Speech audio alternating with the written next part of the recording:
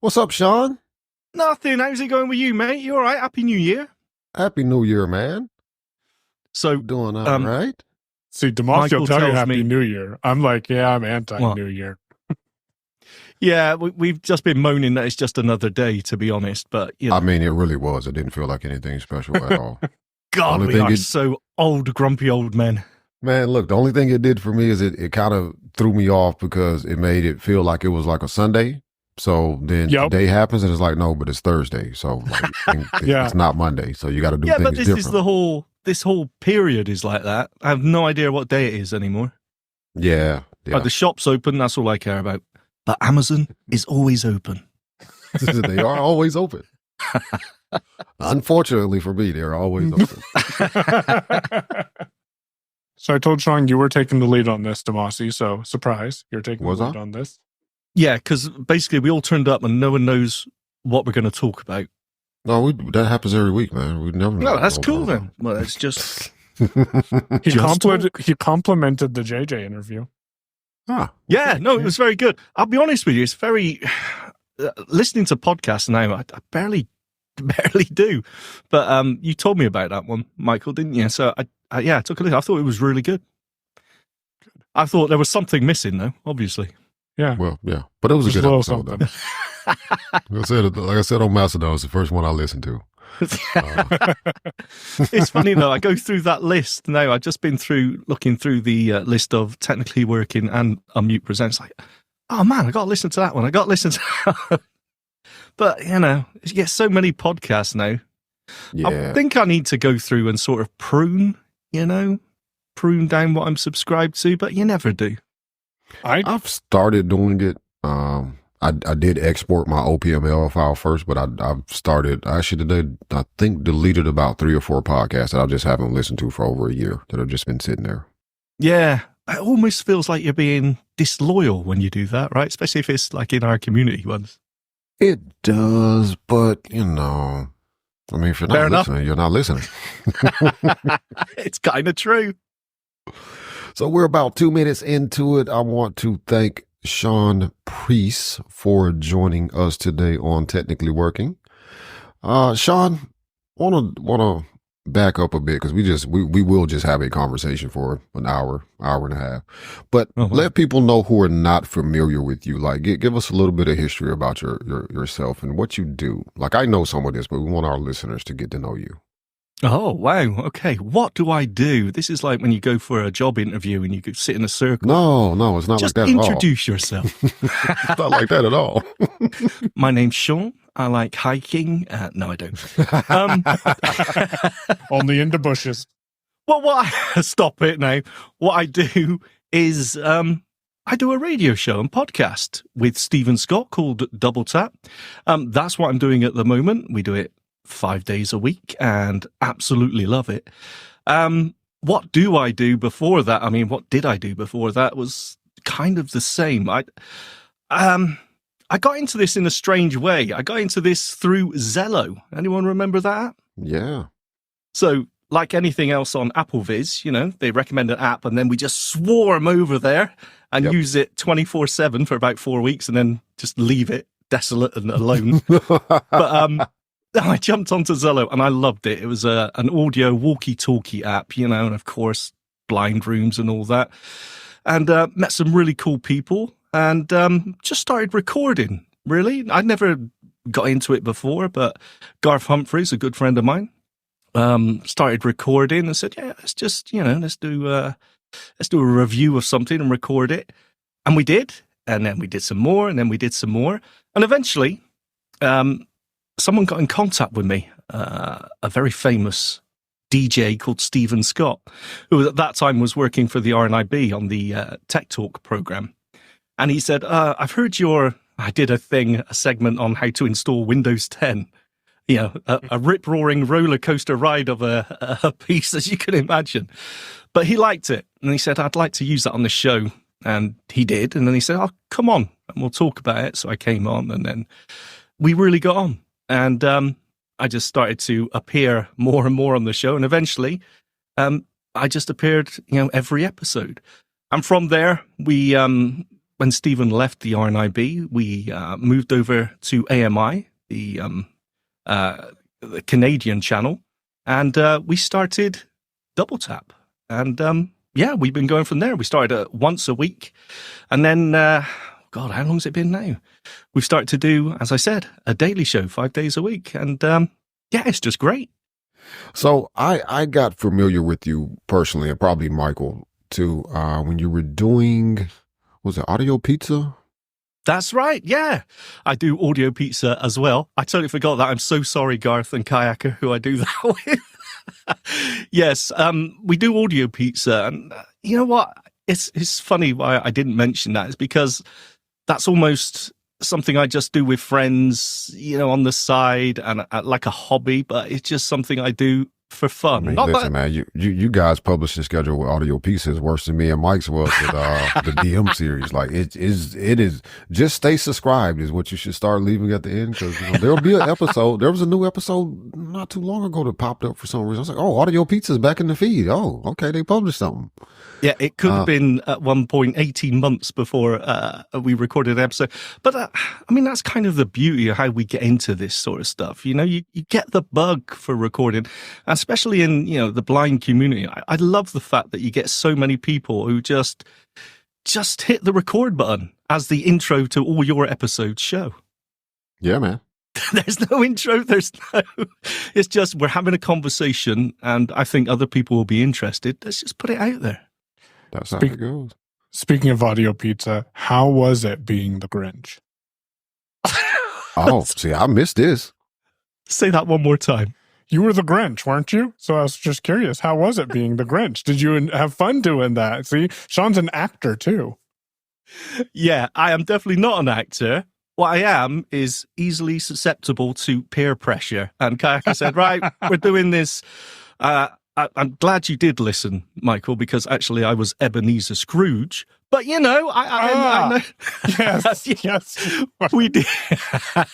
We did an accessibility Christmas carol recently, just for a little bit of Christmas fun.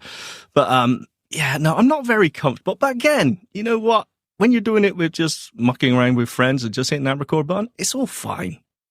Yeah, I mean, that's how me and Michael started. And our non-intro, you're the second person in a row that's been a guest to comment on the fact there's not really any intro at all. Like, yeah. But that's kind of cool, though, right? I mean, it sort of feels like... It's different, right? Like, it's different enough. And really, me and Michael started with just...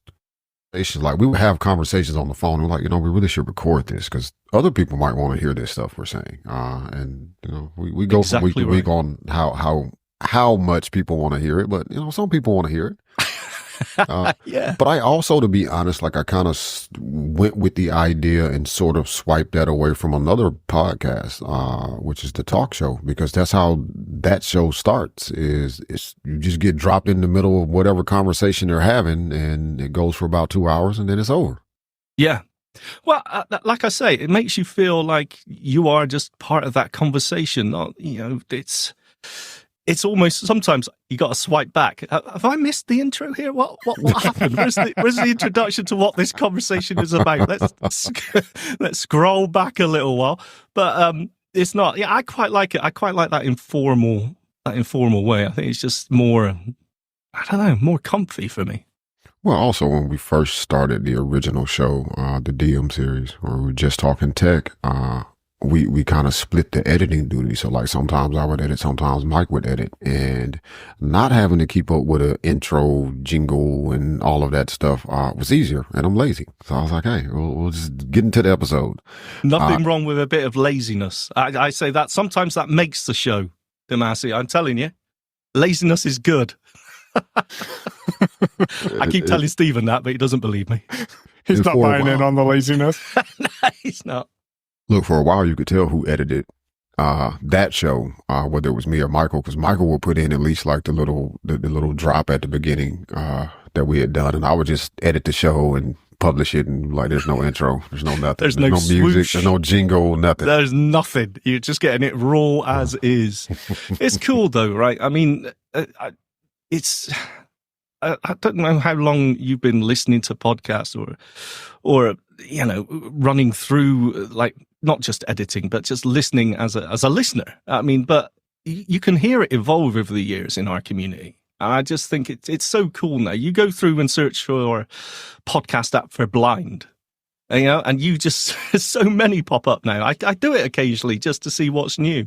And there's always something new popping up. Now, whether they last or not, it's a different story. But I just think it's so cool now. Yeah, it is cool how easy it is. And especially nowadays, it is really easy to get into making a podcast. Sometimes So have you burnt out yet? No, not really. But it's because really? there's not a...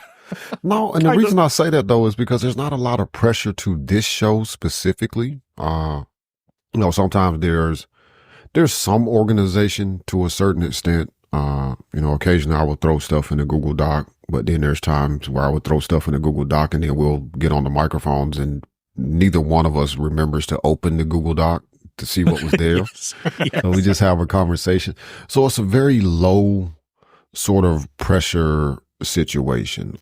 And me and Michael were just talking about this last week. Like, if it's just me and him recording and I need to move the time or he needs to move the time, there's no hesitation to just drop a text message like, hey, can we record an hour later? Or what about tomorrow or whatever? Yeah, exactly. Whereas when we got somebody coming on, we do our best to stick to the agreed upon time unless something catastrophic happens, because that's somebody else's time that's going on.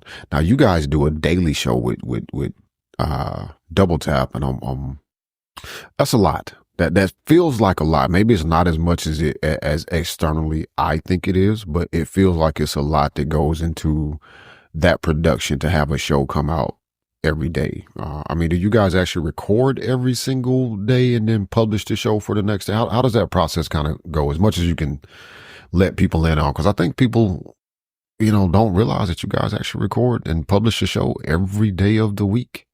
Except for Saturday and Sunday. Yeah, we're doing Saturday and Sunday at one point, weren't we? We were doing Saturday. Yeah, we were having an Express, which was kind of almost like a clip show, of what was going on during the week. But no, we just do Monday to Friday now, and it is all about the workflow. We do record every morning for putting out, that day. I say that there may be times where, for example, if our time schedules can't do it, there's something happening that I can't be there or Stephen can't, and maybe we will record the night before. But 99% of the time we are recording the day of and putting it out that day. And it is just, to be honest with you, I was really worried about this because before, as I said, we were doing it once a week, like everyone else, doing it once a week. And when I look back at it now, it's like, wow, how could I just do it once a week? Because there always seems to be something to talk about. I was worried that there wasn't going to be enough content, and turning the production around quick enough, doing an edit. But actually, it's quite easy. I think the main thing is we just like talking, like you and Michael. We just get together sometimes. Of course, we'll have the emails and we'll have news stories and that. But sometimes we can just hit a topic and talk for 50 minutes easily, Mm-hmm. And we've got 56 minutes to fill, and we always do it. There hasn't been one yet where we've sort of run out of things to say. I mean, there's always a first time, who knows? But I think the important thing is getting your workflow down. I mean, there's so many great services out there now, like Riverside and CleanFeed and Zoom and whatever else. And we are using Riverside, which works well for us, and we don't do any real edits anymore. I mean, it's recorded as live, pretty much. There may be times if we overrun for some reason where I may need to cut out 30 seconds or a minute just to hit the time slot for the radio. Mm-hmm. But for the most point, there's no editing. So we just record. It's all, the clips are played in live. And once we hit stop, we're done, which it just makes it so much easier, because the biggest problem I had with podcasting has always been the edit. It's so easy to sort of strive for that perfection every time and that amazing audio quality. And it's so easy to burn out just editing a piece of audio for 4 hours when really it's fine as it is. It's more about the content and than the quality. So Yeah, actually, I don't find it too difficult at all. Me and Stephen really get on, and recording the helps show too, for an right? hour every day. Yes, it's fun. Yeah, so you kind of have answered a part of a question that I was going to get you and Michael to kind of go back and forth and discuss this a bit, which is the editing, because Michael's doing a lot of editing. I know for our show specifically, it's very light editing. But I definitely, and I think Michael was there too some years ago, where you get a show and you got to edit it, and like you spend twice as long or three times as long as the actual content is going to be trying to edit it and cut out all the and the this is and the that's yes. and then you get done editing, and this has happened to me. Like you get done editing, you've done put all this work in, cutting all this stuff out, and you go back and you kind of give it a brief listen. You're like, that doesn't really sound real anymore. Like, so now I gotta let's see. Okay, quit this Reaper project, start over with a brand new Reaper project, import these files. At least Reaper's non-destructive, so I got the original files, and let me go through and make it sound more like people talking without all of the put some of the ums back. Yeah, put some of the ums back. Now, I won't call him out, but there is a well-known audio editor in the blindness community, and if you think about it, you probably can guess who it is, who I learned not too long ago had a folder full of people's breaths, so he could just drop in breaths whenever he edited too much. I'm like, that's ingenious. Let's just clarify, you're saying breaths here. Yes, right? breaths. Okay, good. A folder full of breaths. Yes. It's only... It's only awkward when he mixes up genders for people's breath.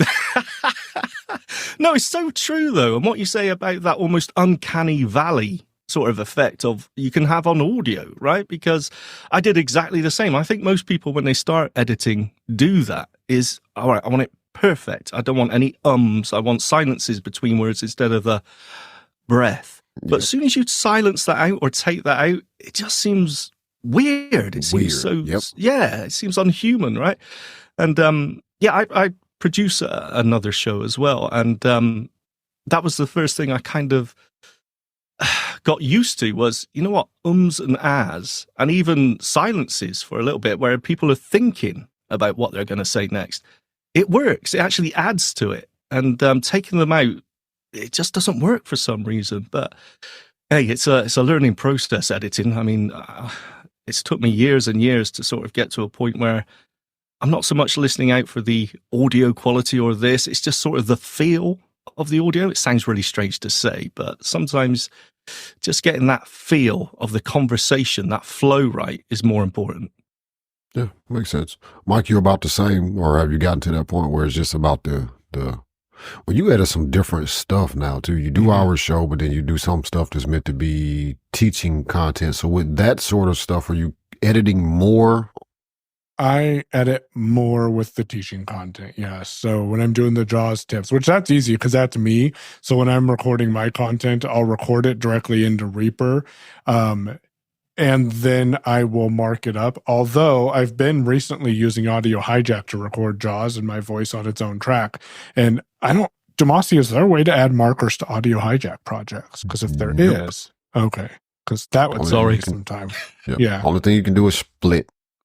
Oh, I didn't think about splitting. But there's that. And then when I'm doing some of the unmute content, what's really interesting about especially Digital Bites, which is the Sunday show that we post on Unmute, is that started out as a show where we got on and we would record with each other and we'd just make sure that everything, sounded good and flowed. But now it's Marty will drop his clip in a Dropbox folder, Chris will drop her clip, and then after I'm done editing them, I'm like, well, now what am I going to talk about this week? So that's a different type of editing strategy as well. But yeah, for the most part, what you hear is what you get. There was a segment on one of the shows, I think it was Android Unmuted, where Marty was talking about using a screensaver, and then he stopped and he goes, Michael, edit that out. I meant screen reader. And then he retook his line and said screen reader, and I forgot to edit that out, so everyone heard it saying, we've all done that. It's Michael, edit that out. Your stomach just sort of knots up for a second. What did I leave in? Because you get that email or that text message saying, Have you listened to the, oh no, what did I leave in? Or for me, I edit it like 1.75x real time. So I can just go through super quickly. I can't tell you how many times I've left it at 1.75x real time when I render it. And then I go and I look at it all phonic. I'm like, why is that file so short? And then I'll go publish it and then I'll listen to it. And I'm like, oh, that's why it was so short. That's fast for me. It's interesting though. You mentioned there, Damashe, you said about, do you edit differently for a demo or a walkthrough or something? I do find that interesting because I think that's kind of where all this started for us in sort of doing technical demos. As soon as the iPhone came out, everyone was hey, this is how you do this on podcasts. And again, I think it's very interesting to see how it's evolved, and we're seeing more of this conversational, almost sort of personality led podcast now, and or a mixture of the two, obviously. But there is a difference there of how you would edit it. I'm interested, Michael, how you, let's say you're doing a demo of a Windows app. Let's say Be My Eyes for Windows. You're doing a demo. Have you got a preference for how you do that? Do you just hit record and do it live off the seat of your pants? Oh, there you go. Easy as that. I sure do. Now, what I will find myself doing is I'll record myself exploring the app, and then I will come back and re-record some of that, like redo the same thing while I'm recording still, and then say to myself, oh, I can go fix that in post. Or if I'm exploring a new app, I'm like, well, I don't know what this button does. Let's click it. And then I'll click it, and then I will hopefully undo what it did, and then go into the recording and say, now if we click this unlabeled button, this is what happens. And I find that's the best way. I tried to script out some of my recordings for teaching people stuff, and ultimately I lost the patience to do that. So I just do what I would normally do, explore an app. But the thing I always sort of wrestle with, I don't do many demos anymore as I used to, but it's kind of how much of the real life experience do you want to cut out? That thing where you make a mistake, for example. It's like, do you always leave that in, or is it best to just cut that out so it's shorter, it's more to the point? Because there's some demos where I'm looking, all right, how do I use this new bit of software? I'll go and search for someone who's recorded a demo. It's like, let's just get to it. Just tell me every button and just get to it. I don't want to hear how, whatever else is going on. But at the same time, there's a danger of people thinking, oh, it's that easy to do. And when in reality, a lot of the time we're spending, 10 minutes or so just tabbing around trying to figure out the navigation style, or what does that button do and how does it work with the rest of the app. I just find that I'm always it's a fine line to walk, I think. The one I struggle with is Shell Phone Show. So that's the Blind Shell, and Damashe can probably relate to this because I know he's produced some content for it, but that's the Blind Shell Classic too. And when I record that, I want to show you how to do something on the Blind Shell Classic 2 or 3 now, and be able to, go in there and show you this is what we need to do to text. This is what we need to do to check your notifications. But then when I go help people with the Blind Shell, I get frustrated. And this is partially my fault because I make it seem so easy. And then I realize, oh, they don't realize they have to press OK on that edit text to be able to open the keyboard to type something. And that can be challenging as well. Yeah, that's right. Because sometimes you're so used to it. You do. I mean, how many times have I recorded a demo and forgot to turn down the speech rate? And then oh man, that used to get me so much when I was doing iPhone content and Mac OS content. Like, just I'll record something, put it out there, be very pleased with myself. Like, I think that went good. I thought about what I was going to do, then I started recording. I did the thing. There was very little editing. Maybe just cut out where I actually went too far or whatever, and published that out. And I was like, oh, that was great. And the first complaint I would get is not, oh, your content was terrible. It's like, I can't understand voiceover. What do you mean you can't understand voiceover? Oh, crap. I didn't slow it down. So many times. And what can you do about that? You can go back in and, right, let me slow down the tempo of this that bit. Throws everything off. Might as well redo it then. You might as well. Exactly right. You might as well redo it. And it just doesn't sound right either when you try and slow down TTS. It just sounds terrible.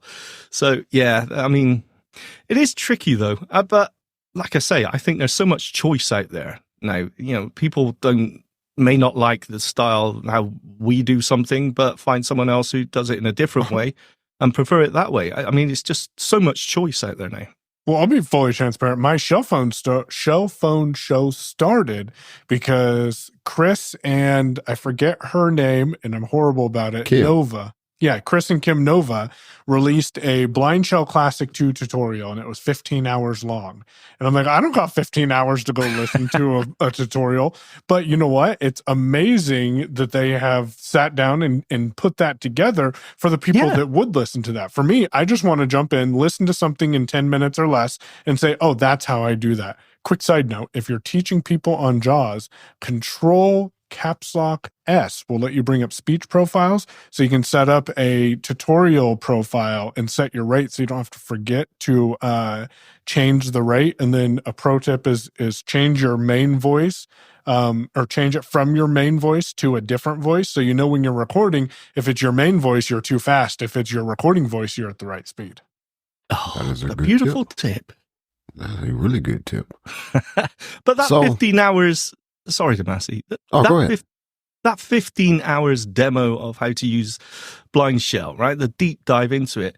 Someone may love that. I mean, it's a bit like I'm exactly the same as you. Sometimes I just want a 5-minute, just give me a quick overview of what I'm listing out for, and how to what button does what.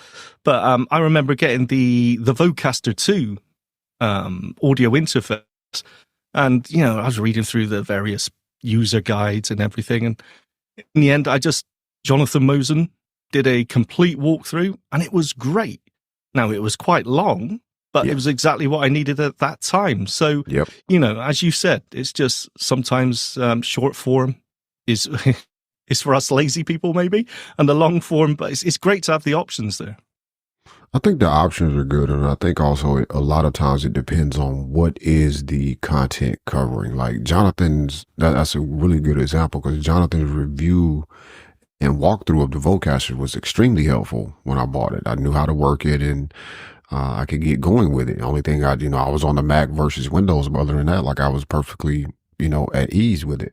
But then, there's sometimes I'm like, oh, how do I do this one thing? And I've actually gone back and forth with this with some of Mosen's content on the Zoom Essential recorders. It's like, oh, I just got the H4. I remember most of this, but there's some differences between that one and the H6. Oh, let me jump into, here's Jonathan's show about it. It's like, oh man, where's after where you talk about this specific thing? Because I don't really need to hear all this again. So exactly. I've been cheating and saying, hey, ChatGPT, here's a transcript of this episode that someone else recorded. Go tell me how to do this. Every time you got to shoehorn AI into the conversation. I sure do. It's absolutely a disgrace. But since he got on the GPT train, are you using it at all? Now, I'm going to be, completely honest with you. Like, I am super behind on double tap. Like, at this point, I think I'm going to just declare double tap. He hasn't even heard me at Walmart yet. Nope. Oh, wow. Okay, I got a feeling we were one of the ones that got pruned recently. No. So I'm still subscribed. I'm just at a point where I think I'm going to just declare everything as listened to, and then just start from whatever the next episode is, instead of trying to catch up on the back catalog. We will fill up your storage on your iPhone, doing it 5 days a week. That's the only thing. Downloading automatically. ChatGPT, do I use it? No, I don't. I don't use it for a lot. The transcription is very interesting to me, and it can be useful for, archiving. We've got a lot of, of episodes. There's a lot of archive there, and trying to remember if we want to get some clips. There was a great interview, a great quote, or something that we want to find. Trying to remember where that was, and some of the show notes we may put out may be a slightly less detailed than we'd want sometimes. Transcriptions can be great for that. We haven't done that yet, and I'm waiting for Michael to show us how to do that. But I think transcription is something that's very cool. A lot better on the Mac than it is on Windows. I still haven't found a way to do it on Windows yet, really. But other than that, no, I don't use it for anything. I mean, the most that I use occasionally, if I get some audio from a listener or from a guest, I may run it through Adobe Podcast Enhance to clean up the background noise, to take, if someone's in a echoey room, for example. But that's still very rare as well. Most of the time, it's just how it comes. So, no, I'm not a great user of ChatGPT. What about you? Use it quite a bit. What about any other AI tools out there? I think we all probably use Be My AI. For sure. I've used that quite a bit. GPT for me, what I tend to do with GPT a lot is, I haven't done that transcript thing. Maybe I should try that, that Mike did. But what I've been doing lately is using ChatGPT to find, I'm using it more in the way that you used to think about Google searches, where like, I think this thing should exist, or this product or whatever, and you go out and you would search Google for it, or DuckDuckGo or whatever, and then go through everybody's post. Here's this person's YouTube video about it. Now I just go to GPTs. Like, I was looking for a specific type of Ethernet hub a couple of days ago, and I just went in GPT and was like, does a power over Ethernet hub exist so that the hub itself is powered by an Ethernet cable and I don't need a wall plug? And it gave me a couple of options, and then from there I went to the websites to look at specific products.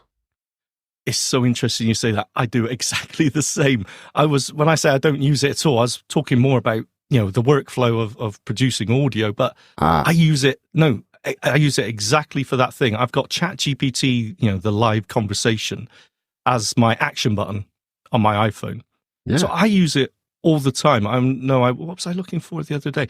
Oh, talking of network switches, I had a cheap Netgear one in here for the longest time in the shed where I record, and it just kept cutting out, and I have to unplug it, plug it back in again. So I had a spare router. So I thought I'll use that instead. This is an expensive router. I use that as my network switch, and I had to change it from router mode to access point mode.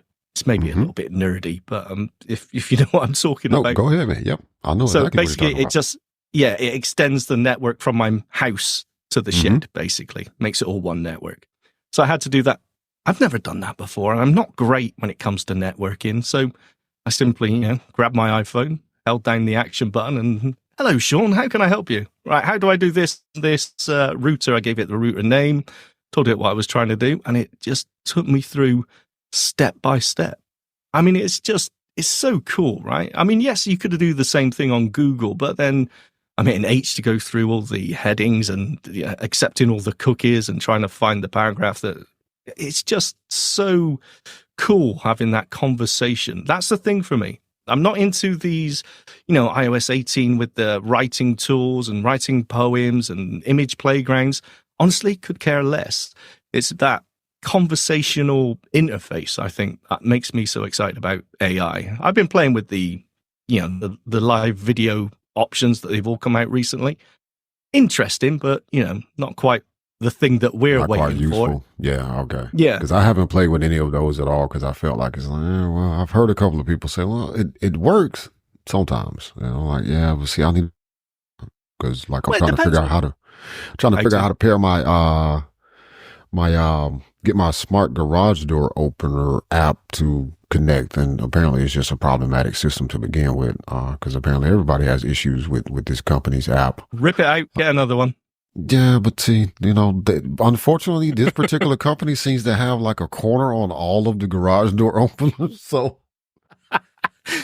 you get monopoly stuck with the same app. Yeah, well, like whether it's LiftMaster or whatever other garage doors are out there, it's like you're still getting the same app. So I was trying to figure that out, and I was like, I should try the vision thing with the camera. Like, can you find this QR code? And it's like, I can't read the text. I'm not able to read text. I can't read the text from your photo. It's like I'm unable to identify text, and I'm like, well, that's not useful to me at all. Let me call Ira, I guess, or Be My Eyes.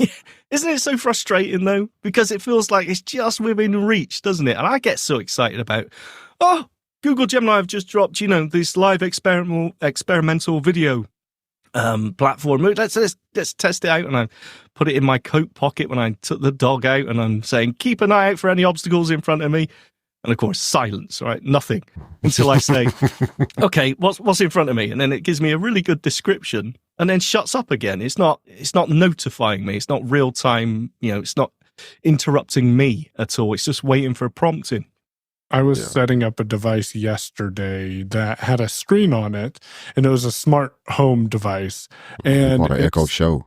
stopped talking, not acknowledging or denying. It stopped talking, and I was trying to figure out what it was saying on there. And for some reason, my GPT, maybe because I keep coming and going on paying them, but my GPT doesn't have the live video mode.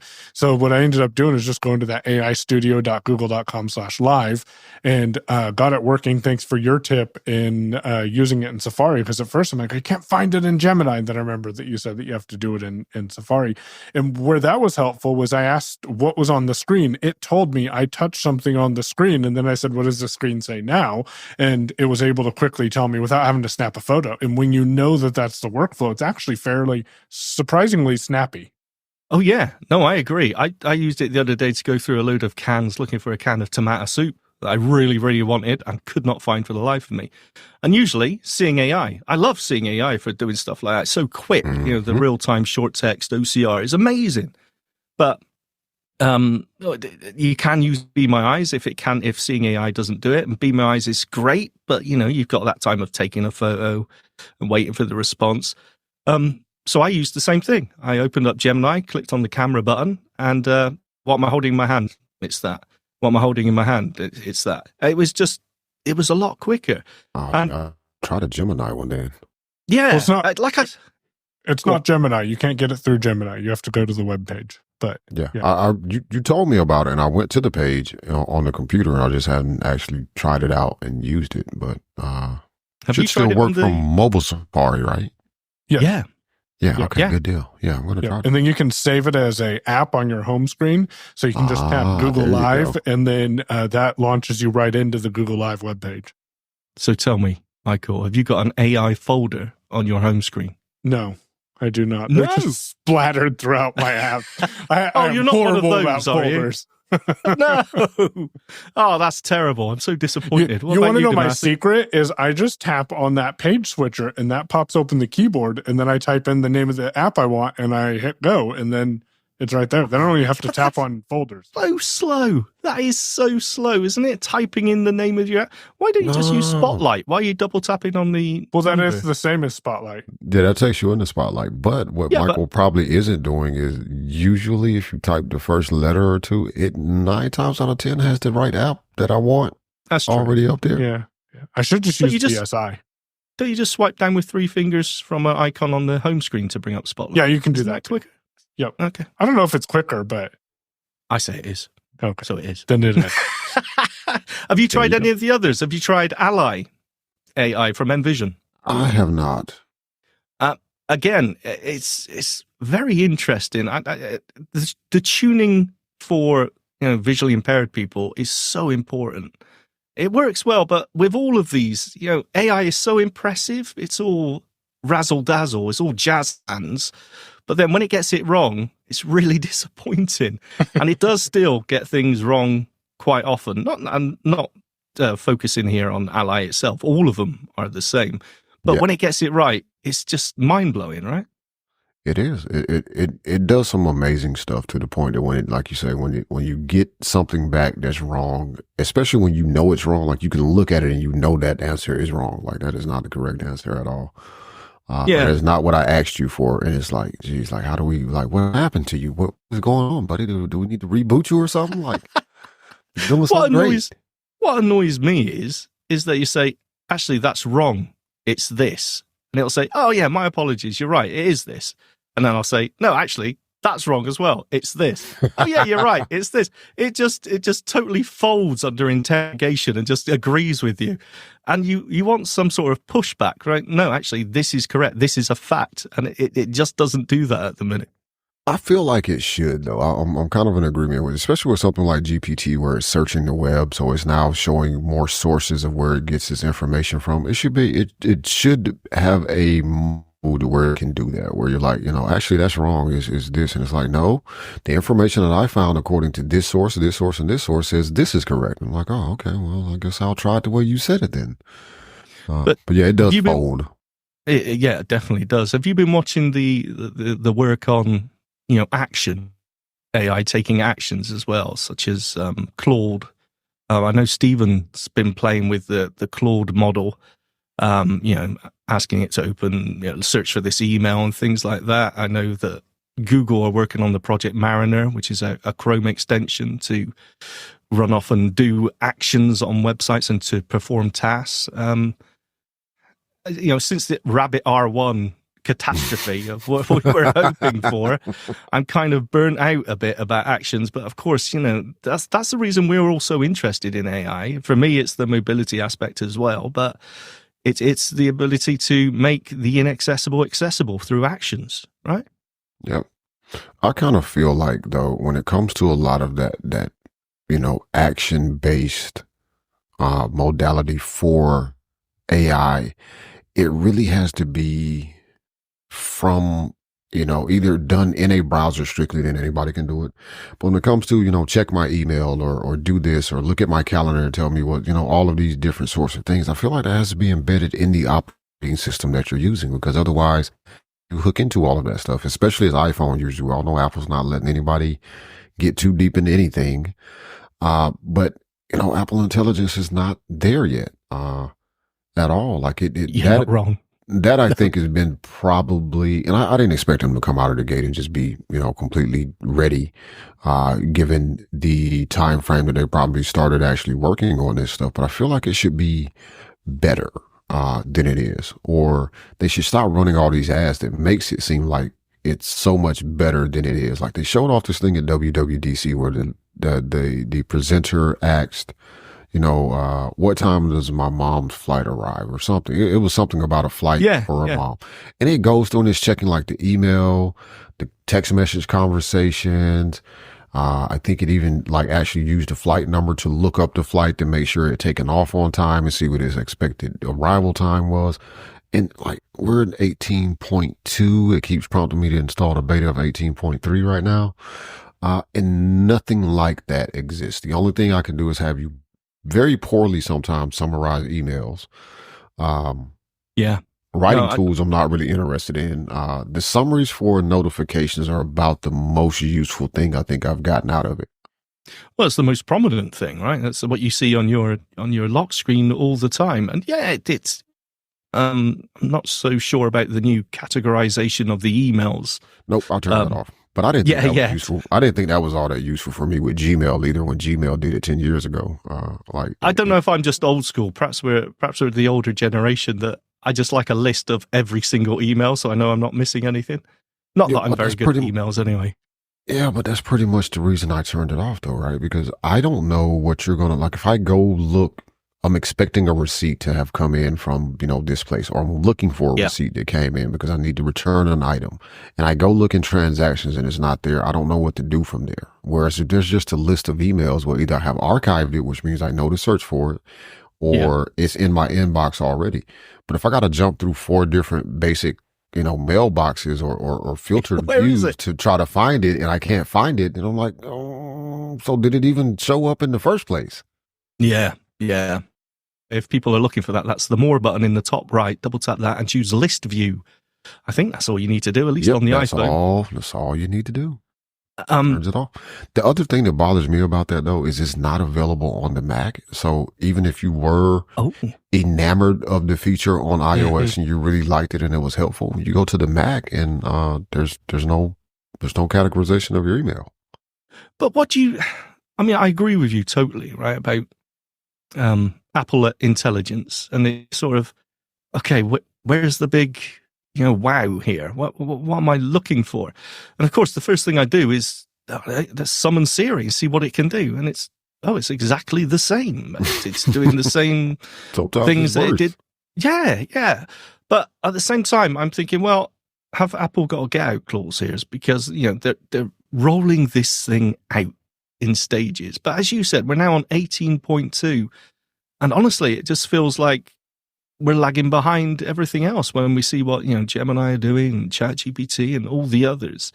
So yeah, I agree with you. I'm hoping there'll be a drop, a switch on of some server farm somewhere in Cupertino, and it'll just go, wow, this is now amazing. This is like HOW or something. Yeah, But that'll be iOS 19. 22.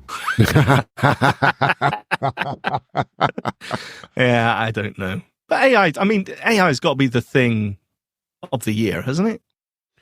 I think so, because it's showing up in a lot of in just about every place you can think of. I mean, there are people that there are medical facilities that are using it to review, you know, medical tests, right? And it's finding things that maybe at first glance a human being would have missed, or at least bringing things to their attention to further investigate, which, Absolutely. that saves some time, because I've been to the doctor occasionally and they come in and they always feel like they're kind of rushed, and, they're trying to take notes and talk to you at the same time. And it's like, I Well, think just this is a place. the sheer number of test results that they could process, Right. would be just impossible for a human. And it brings up, I was thinking this the other day, actually, about AI. Sorry, this is obviously the AI episode. But I was thinking this, with all these writing tools and, the services, the Suno for creating music. And I was testing out the Noah from Biped, which you're able to send an image to, and it will give you, tuned for the blind navigation information from that picture. I was testing this out, and you can get 3 goes before you have to start buying tokens or buying credits.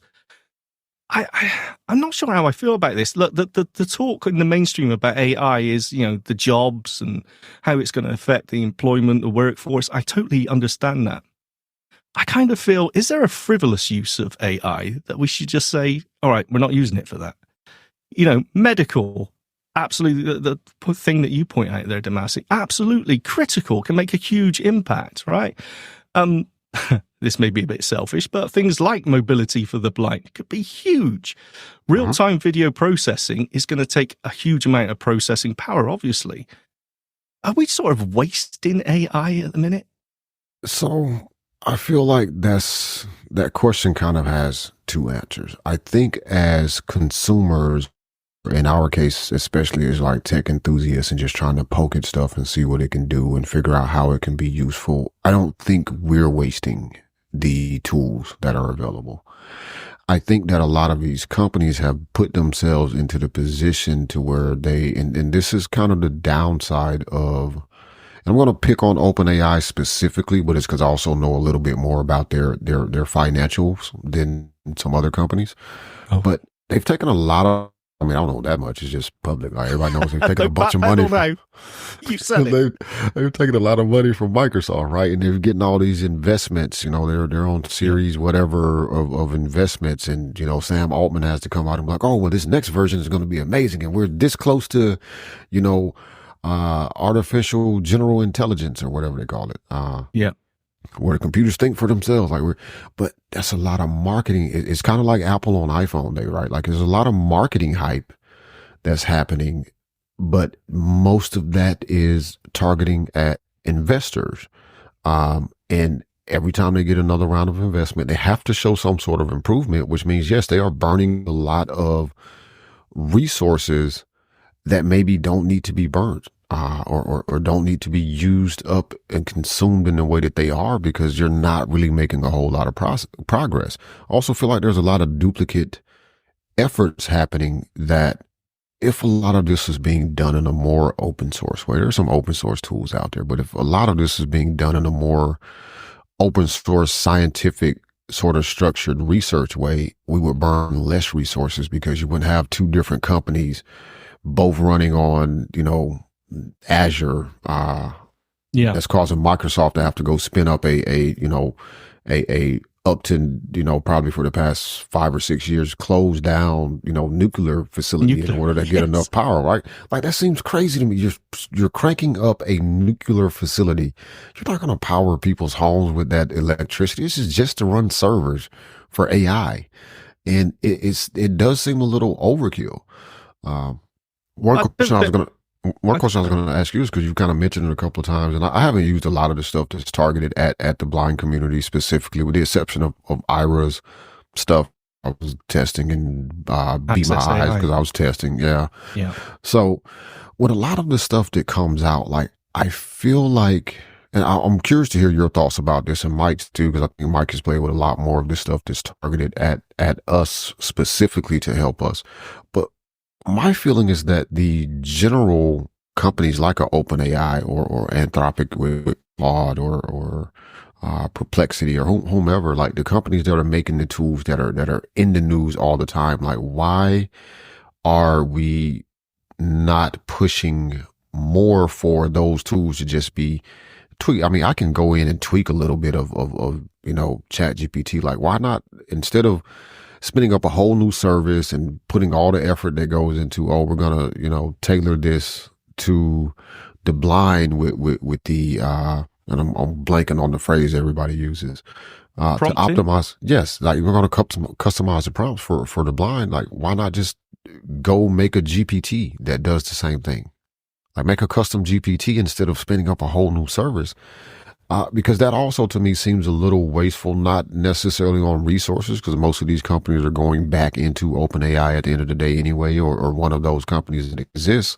Yeah. But you're doing a lot of, model tuning for us when we should just have a mode we could switch to. I mean, look, conversation mode in ChatGPT is amazing. Now, everybody benefits from that. But for people like us, I can throw my phone in my pocket and I'm doing stuff and I can be just randomly asking questions. I do that as a blind person, but I've also heard several sighted people that do the exact same thing. So why not just have some tuning for us that is inside of these already existing models? I suppose the answer would be, but going back to Sam Altman again, is that, well, that will be coming when we get to generative, generalized AI, right? Where it's. No, man, I think we're a long way away from that, though. I don't believe we're anywhere close to that, to be honest. And going back to the nuclear powered server farms, I mean, the amount of power to do that, I think the answer is that the future of AI is in local models, things that we're running on device. And you've been listening to the show, huh, man? Have I accidentally said something you told? No, go ahead, carry on. No, it's nice to hear somebody say it besides me. But it's got to be, because, to save on power draw and everything like that. But in the current technology, in order to do that, to compress the data set down of what its scope of the intelligence of the AI is, it has got to be pretty targeted. I know there's been a lot of work for a wider data set, and some of the local models that are running on computers now, specifically AI powered computers, absolutely amazing, and stuff on the iPhone and smartphones. But I don't think we're close to that. I think that we get so, as I said before, we get so wowed by the mind-blowing impressiveness of AI, we kind of forget that a lot of that is fine-tuned. A lot of that is, I don't know, it's not quite as advanced as we think it is. It's growing and evolving so quickly, but I think we're always going to need it tuned to a specific use case at the moment. Yeah. I mean, one of my problems right now, I keep trying to detune GPT, is like, you're too overly friendly. Like, just answer the question. I don't need all the fluff. Just answer the questions. I say that all the time, I don't want any emotion in the response. Just tell me what's in this picture. Meta AI was terrible for that until they turned it off here in the UK, the look and tell. But it was like, I don't want to know if it's, it looks like a lovely romantic scene or cozy. Just tell me what's in the picture. Yeah, where's my coffee cup? Right. Answer the question I asked you. I need all the fluff. But I have said several times that I think what I'm most interested in is running some local models and seeing what local models, can do when they're very targeted. Like you said, one major step that's going to have to happen, and I don't think this is going to come from OpenAI or any of those companies, with possibly the exception of Google, maybe Microsoft as well. Microsoft's doing a lot with some of their Copilot stuff that is running locally on the computer. Apple, I have high hopes that Apple will, get themselves together and actually figure that out to be able to run stuff locally. Because when is it more targeted? Look, it can, behind the scenes, I don't care if it's one giant model that you're running on my phone or my computer, or if it's 27 different small models that can do bits and pieces of things here, but they're very focused. Like running it locally, I think does a lot. On the one hand, it allows me to better choose specifically what I want, and have that model, whatever is overall powering that model, learn from my usage and my behavioral patterns, so that this is really more of a personal assistant type of device or model for me, as opposed to something very general where it's like, oh, hi, I'm glad to help you with that. It's like, listen, shut up and just answer the question. Like, I don't need all of that. I gotta tell you, I'm blind AI friend 1,000 times. Yeah. Yeah. But the unfortunate thing is I think companies like OpenAI are still shooting for that big moonshot of, artificial general intelligence. And it's not that it's never going to happen. You never say never. Like, I've learned never to say never, because I famously said, I don't know, 20 some odd years ago, I would never live in the state of Alabama. And well, that's where I'm sitting at right now. So God bless you, Alabama. Listen, the only thing that saves me is like, okay, well, look, Tim Cook went to school here, and he also does not like the University of Alabama because he went to Auburn. So, that's okay. I getting in dangerous territory here. Yeah, well, it'll be okay. They're all right. Yeah, I just like rubbed it in their face that the Bulldogs are great, from Georgia. So.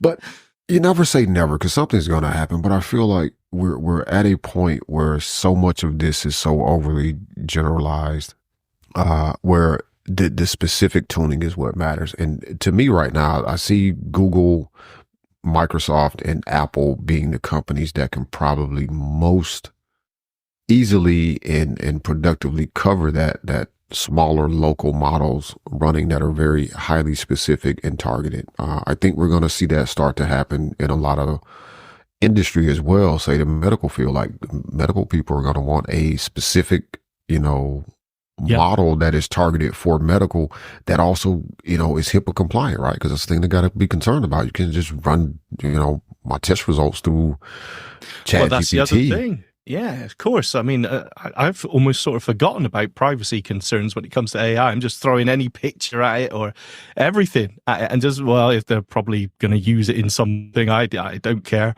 But for a lot of people, it's a valid concern. And plus, we talked about the every time they release, let's stick with ChatGPT. Every time they release a version, it's like, wow, that is a step up. That is fantastic.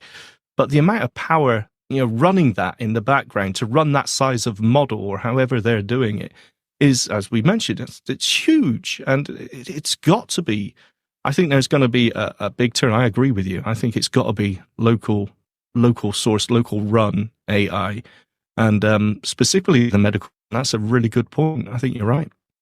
I also think, for just individuals in general, they're going to want targeted stuff. But that's the other thing I think local models bring in for everybody is, that privacy and a bit more security around your usage of it. Because, if I ask Siri something, or even with Apple, with Apple Intelligence, the backbone of what they're trying to build right now, like all of that is powered locally. If they do have to send something off to the cloud, excluding if they go to a third party service like ChatGPT or something, it hits a server that like they can't extract what you sent. They don't have any way to trace anything back to you, and that's Apple doing Apple. Yeah, some of that is Apple is painting themselves into that corner too, because they're the company that cares about your data, so they got to do it that way. Like they can't do the Google or the Microsoft like, oh well, we're just can't do the borrow a little bit of this right here for a little bit of our training, but we won't tie it to you at all. And Apple's like, no, we can't do that because we said we wouldn't. But I think Apple and Google are best positioned to honestly do this. Google, because they're Google, right? They're a, past the marketing people and all of that. They're a bunch of engineers, and they've been collecting data for 26 years now on the internet. Yeah. They have YouTube that feeds back into what they do. And they've been building their own server hardware for a while. So I haven't heard nearly as many about Google having to spin up extra infrastructure as I have with Microsoft and OpenAI and even Amazon to certain extent. Well, you're behind the curtain with all this AI stuff. You know what's going on the background, in the financials, in the hardware and the servers. I'm impressed. What's going on here, Damashe? Have you got inside or something? No, I just know that Google does not. So you got Amazon, you got Microsoft, and you got Google, right? Those are the three biggest cloud server providers out there in the world. Well, Amazon, a lot of their extra spend has come from the fact that people are building on AWS. Microsoft, they're having to spend up more because they're giving a lot of their resources to OpenAI, and plus they're trying to build their own thing, and they're also trying to get more people in there. Google, however, is the third tier when it comes to cloud service providers like that. So they had a bunch of extra capacity that they weren't using because nobody was paying for them for Google Cloud services. So yeah, well, they haven't had to spin up a whole lot of new stuff, honestly. But I feel like they're like the stuff they're doing on Android with some of the local stuff that they're doing, like they're pushing that down in a way already. And I still, it could be wish casting, but I still feel like Google has not fully. I feel like we're seeing almost, there may be a small percentage of something that ChatGPT is capable of that they have not released publicly. I feel like there is a larger percentage of the capability of Google's tools that they just have not released into the world because it would freak people out. I think you're absolutely right. I still remember the demonstration of, what was it now? What did they call it? I can't remember, but where the AI could call, a business. I think, was that what it was? Yeah. And yeah. It could book a hair appointment for you. Yeah. And wait on hold for you and all that. Yeah. It was amazing. Absolutely amazing. And a lot of people, I think, it blew their mind. And I think I was quite surprised as well, because Google, as you mentioned, it's almost like they were set up for this. All those services that they gave away for free that everyone, like they're doing it. Exactly this. They were set up just for this AI evolution. But I think they got caught on the hop a little bit with some of the problems that they've had when they've put it out there, maybe too soon or without the proper safeguards in, and they rolled it back. But with this current, I was really impressed with when they released the AI studio, the live aspect of it. I just thought they beat everyone else to the punch there. Maybe just by a day with ChatGPT, they did it the day after with their live video feed. But still, I think you're absolutely right. I think they're holding back almost. I think they're waiting to see what's going to happen. Have you tried the Copilot recently? I put Copilot on the other day and on my Windows desktop and tried the live conversation. Absolutely amazing. I mean, it doesn't even feel like a millisecond of delay before you stop. You ask your question and it's chatting back at you. It blew me away. It was fantastic. So I have a Windows. I'm curious if that will work at all in a virtualized environment, which I haven't tried. But also I have a Windows computer in here, probably temporarily, but it's in here. So I'm going to try that. I forgot I was in the house of Mac. Yeah. Sorry, I take that back. We do some Windows stuff over here. That's what the Parallels license is for. I actually need to set up a new virtual machine now for some testing. So hopefully that will pull down the ARM version, and I'll be able to run some of this Copilot stuff. I have used GitHub Copilot inside of VS Code, which was amazing when I used it. I hadn't used it recently, but it was amazing when I tried it out, just for being able to say, hey, I've created this file. Here's what I'm trying to accomplish right here in JavaScript, and like have it spit it out. And I can instantly right there in the code, like once it's done inside of VS Code, with the appropriate, configuration, it's already debugged it and told me if there's any errors. Like the VS Code extension has checked to tell me if there's any errors, so I can instantly just go back to back to Copilot and be like, so this line right here is kind of wrong. Can you fix that? That's a nice, and that's one of the greatest uses of GPT in the language. It is like as an assistant to what you're doing. In a lot of cases, it can improve writing. It can help with code. It can help plan out an idea. I have a project I want to throw at GPT at some point to see if it can help me plan out a strategy for providing support for a couple of products, and see how it does. It is amazing what it does. I want to go back to Google for a second because I think Google actually tied themselves up in a couple of different ways. I think they have one problem, which is they're an ad-driven company, right? All of their money comes in for advertising.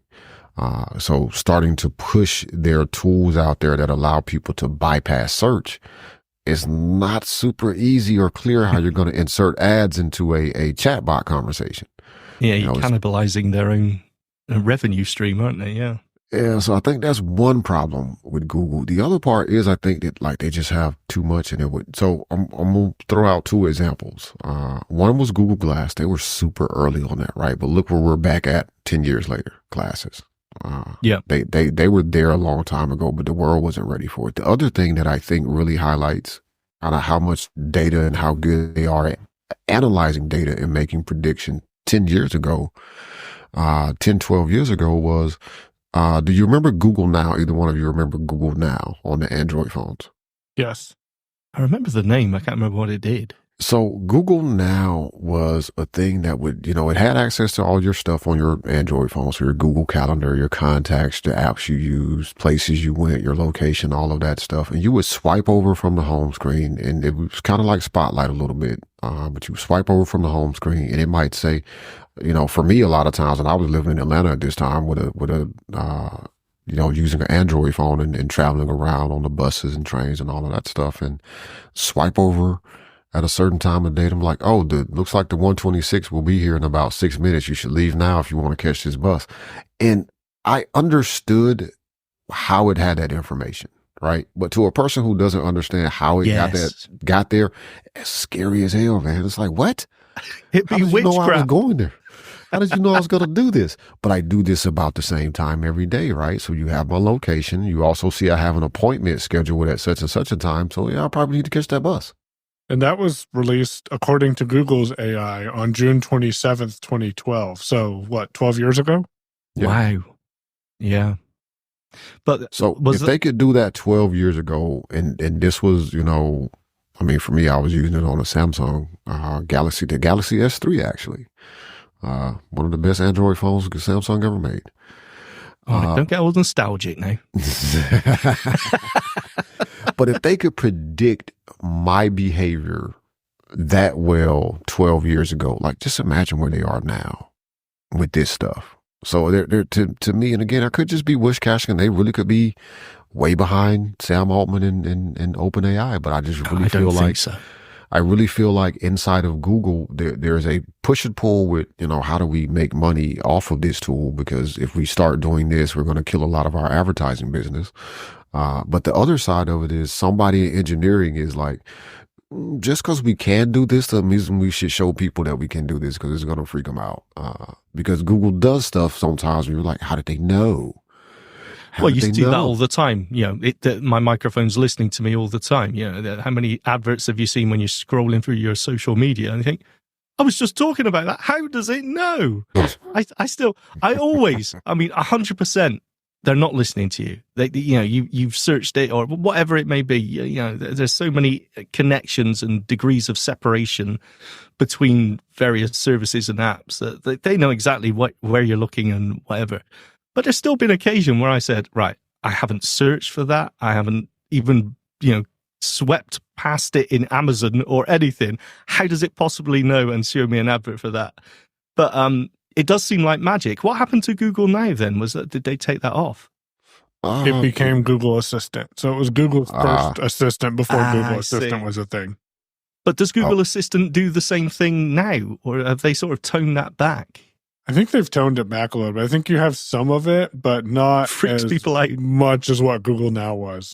Yeah, Google Now was amazing. Like I downloaded the Google app when I went back to the iPhone. I think it was the iPhone 5S. I downloaded the Google Search app because it had Now embedded in it, but of course it didn't work as well as it did on Android. But like it was great because I could just swipe over and kind of knew what I needed to do. Because Google figured it all out for me. Well, with all your connections, Damashe, what's going on with Amazon's AI then? In the latest, the next Echo, what's going to happen? Oh man, I don't care anything about it. I don't know what's happening with their system. Like they've kind of fallen way behind what you would expect. They got to do something. I think they're trying to figure out how to monetize it because they lose their overall strategy didn't work. Like it worked for Bezos so many times where they could sell you stuff at a discount, but then they would end up cornering the market. And then as they started to ratchet prices up, or they made it up in volume, or like that. And that didn't work with the Alexa because they would sell them so cheap because the idea really was it's not for people like, Michael to be playing music on it all the time or Sean to play whatever that Night Manager game. Night Manager. Yes. Yeah. It was for you to say, oh, we're running low on toilet paper. Hey, Alexa, order more toilet paper. 1,000 echoes have just done that now. I can only apologize. This isn't even my podcast. I'm still apologizing. I agree with you. I mean, and they totally cornered the market. I mean, once your nan, your grandparents have got an Echo in the house, they've cracked the technology. That's it. It's absolutely amazing. But at the same time, how on earth did they drop the ball and make the shopping experience on the Echo so absolutely terrible? I mean, it's awful, isn't it? Have you tried to, unless it's something you've ordered before through the app or whatever, which is great. Hey, I think it's time you reordered the kitchen roll. I think mine always says, yeah, okay, order some more. But if you search for something, hey, I need a pen drive, you're there for 4 hours and it's telling you about, I don't know, roast chickens. It's absolutely awful. I just don't know how. I mean, they totally cornered the market and got that penetration into the mainstream and then just totally fumbled it. I'm amazed by it.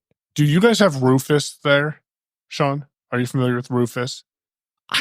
Hang on. It's on your Amazon. It's on your Amazon product pages. It wants you to ask Rufus questions about the product that you're looking at. Yeah. I've just seen a tab in my Amazon app that says Rufus, and I find it to be more annoying than what it's worth, and it makes me wonder, why is this the case? You have so much data, especially on products that have thousands of reviews. Like your Rufus should be able to go in and tell me more details than what it. No, it shouldn't. No, it shouldn't, because Amazon still will recommend products to you after you just bought this thing. Like I just bought a smart doorbell, a smart video doorbell, right? So I just bought this. Why are you recommending other smart doorbells to me when I just bought one? Because you have more than one door, Damashe. Yeah, but that doesn't make any sense. You have a blink for the front door, a ring for the back door. Yeah. All different. We can't have too many smart apps on our home screen. And you need to have another one for when one goes out. So they're just preemptively telling you need to order more because this one's going to break. But we all know how bad Amazon's recommendations are, though, right? Like it's not great. Sometimes, every now and then, in my case at least, I will be like, oh, that actually is interesting. Maybe I should buy one of these. But most of the time, it's stuff I already have. Like I don't need that. Or maybe you should buy more. Would you like to subscribe and save on Ethernet cables? I don't go through Ethernet cables that fast. Yeah, that's right. 2 a month. No, you're all right. It honestly blows my mind that they could let that hold that they've got just go. And it just seems like they are. I don't understand. Yeah. Apart from that, I mean, I love it. I've got 2 in every room virtually. I mean, for controlling the central heating, turning the lights on and off, and answering the front door and not seeing, but talking to who's at my front door before I actually go to it. Absolutely amazing. But I mean, are they making money from that? Using it as an accessible media player, absolutely the most accessible radio, CD player, whatever I've ever owned. But why is shopping so bad on it? I don't know. I am worried about it. I just think they are. I think so they're far working behind on something. I think they're taking somewhat the opposite approach of what Apple has done. Like Apple felt so compelled to get stuff out there that they're trickling things out. I'm like, hey, see, look, here's part of it, and here's another part. And Amazon's like, yeah, we're working on stuff. When we're done, we'll show it to you. But I also think a part of that is because when Amazon shows you what they have done with the new improved AI powered Alexa, they're gonna want money from people also. So they can't do the Apple, we got this part working, let's show it to people, because that's not compelling enough to make people be like, oh, well, I will spend, $2.99 or $4.99 a month or whatever it's gonna cost. Cause they're not gonna bundle it into your Prime subscription.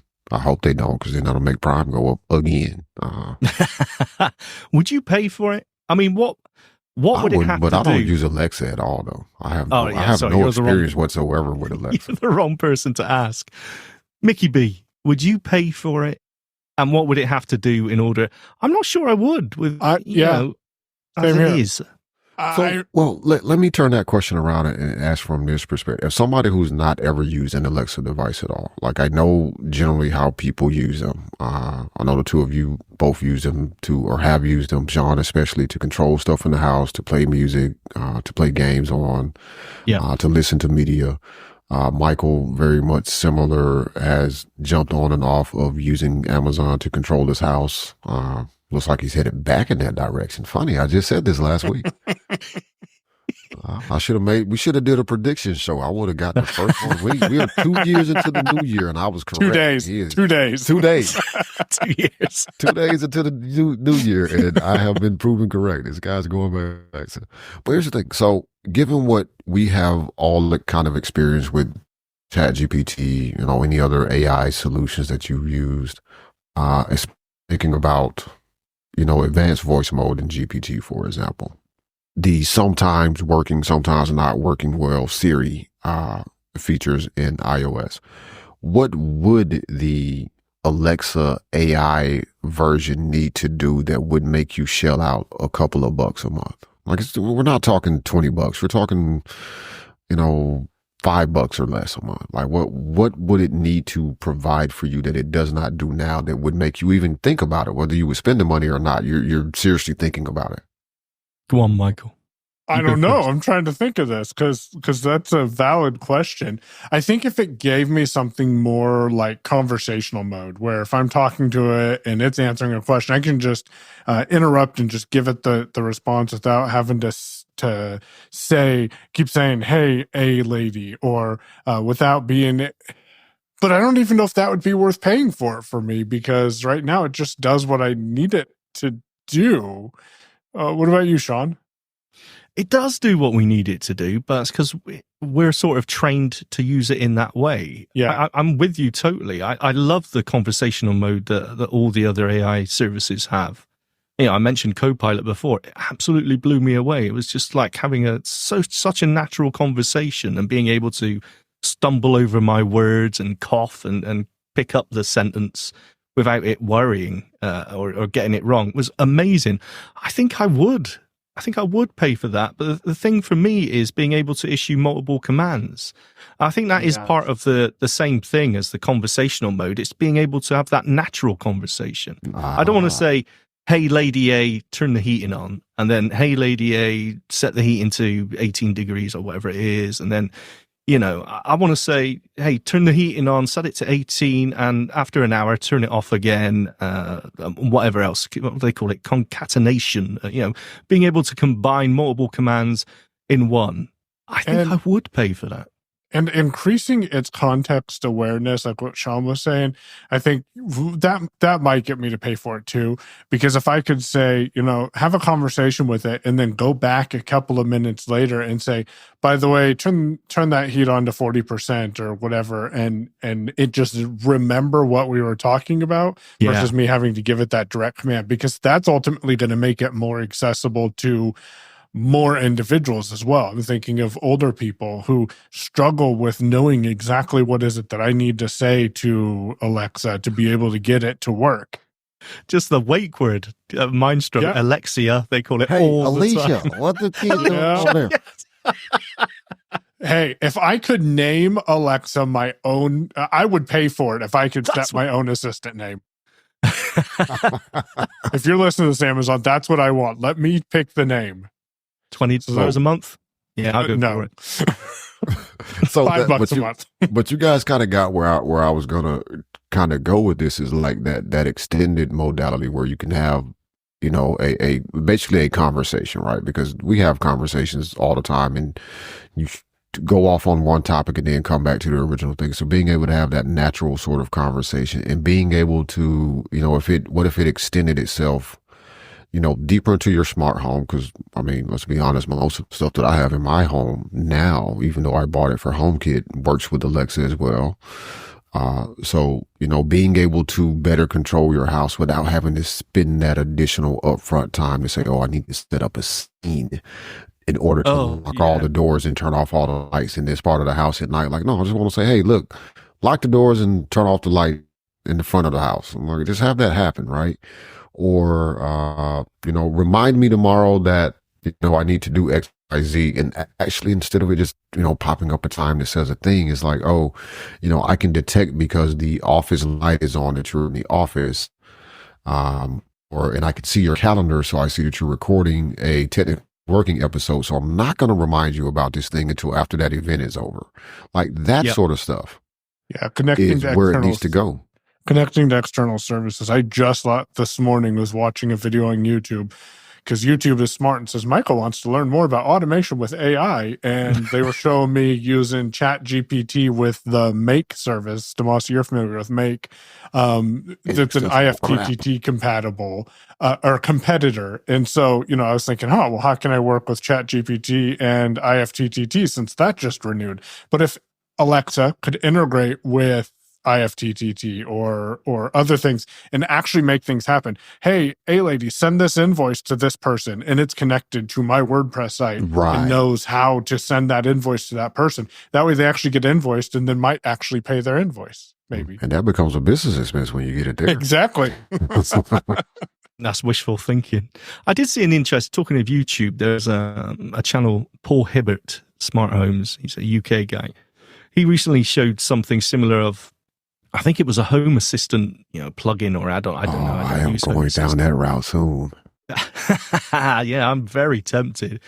But he was using there was some sort of AI plugin. So he would say something like, I've got a headache, and it would dim the lights in the room he was in. It was using AI. There was no scene set up.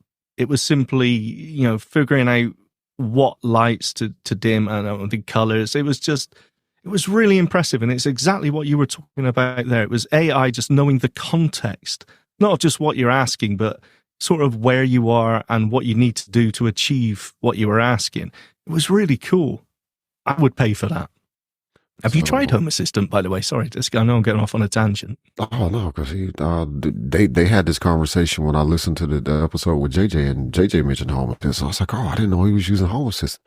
I have not yet, but I'm about to. I'm actually kind of waiting for a couple of things to get back in stock before I make a purchase. But yeah, I'm going to set up Home Assistant. For a couple of reasons. It'll give me some extensions when it comes to some extended automation capability, even with the stuff that's in HomeKit. It actually now, from where it was a few years ago when I first looked into it, is more compatible or actually directly compatible with a lot of your HomeKit stuff. So, I can have things working for people that want to use HomeKit in the house, but then I can do more advanced stuff outside of that with Home Assistant still being able to pull from the stuff that's inside of that home. Yeah. And then I was actually just looking at the AI, the Raspberry Pi AI configuration setup thing. I got to do a little bit more research, which means I'm probably going to go to GPT first. I'm like, so explain to me how this works. Then watch some YouTube videos. But yeah, the Raspberry Pi, which is what I'm waiting to get back in stock, is the Pi 5 compute module, but they have a whole AI hat. Or Michael can explain more about how that works, because I'm going to have to call him or somebody. Like, how do I put a hat on this thing? I don't know what I'm doing. But they got a whole AI hat that can tie in or be connected into your Home Assistant to give you that AI smart assistant. And there's something else they're doing with personalized something. I'll go look it up while Michael tells us what a Raspberry Pi hat is. What's a hat, Michael? Exactly what it sounds like. You put it on top of the Raspberry Pi. Oh, it's not that simple. Yeah, well, I mean, kind of, but you put it on the pins that are on the top of the Raspberry Pi, and those pins match up with little holes on the accessory that you're connecting, and then all of a sudden your Raspberry Pi can control that or perform actions. So they have lots of different types of hats for Raspberry Pi. See, the problem is I'm a little bitter about Raspberry Pis because I lost mine when we moved, and I have some projects, and I'm going to have to go buy a new Raspberry Pi eventually. Man, I didn't know that. You lost your pie. Did you leave it on the windowsill to cool? I did, and forgot to grab it when we moved. Have you not looked at the new NVIDIA AI computer, the project? Oh, what's it called? Orin? No. Well, NVIDIA are the kings of AI GPU processors. Oh, yeah. And they've just released a $250 AI computer, basically. It seems very Raspberry Pi-like, but specifically for AI. Yeah, it looks cool. I will take a look at that. One thing I like about Home Assistant and its whole setup is that it's all inside the house. There's no cloud service involved. Yep. We're back to the local models again, aren't we? Yeah. When my internet went off, a few months ago, it was like, I'm back in the Stone Age. My doorbell didn't work. Nothing worked. Right. It's like, relying on an external connection isn't always the best thing. I would I'd be a little ruffled too if my internet was off though. I mean, I think I could still get my doors to unlock because they're as long as the Wi-Fi is still up, I think they will work. They don't rely on the actual internet to unlock themselves, but they do need to communicate with the That's where Thread comes in though, I think a lot too when it comes to smart home stuff. Having a lot of Thread stuff because that's off your Wi-Fi. Yeah. Able to speak to you. So as long as you have power, a lot of stuff still works. Like my apart from your door garage locks. door, obviously, that's terrible. Well, it's terrible anyway. I mean, it should still work. It probably wouldn't work if the internet was off, if I had it connected. But pushing the button still works, which is about all I can do with it right now anyway. Just push the button and it opens. You're so old school. I know, man. Geez, who really wants to do all this? Like, I was just telling a friend about it the other day. I was like, I don't need a key at all to get in my house. Like, there's fingerprint lock on this door, fingerprint lock on the office door. Like, but that garage, I got to go punch in codes and push buttons to make it open. Like, I don't know.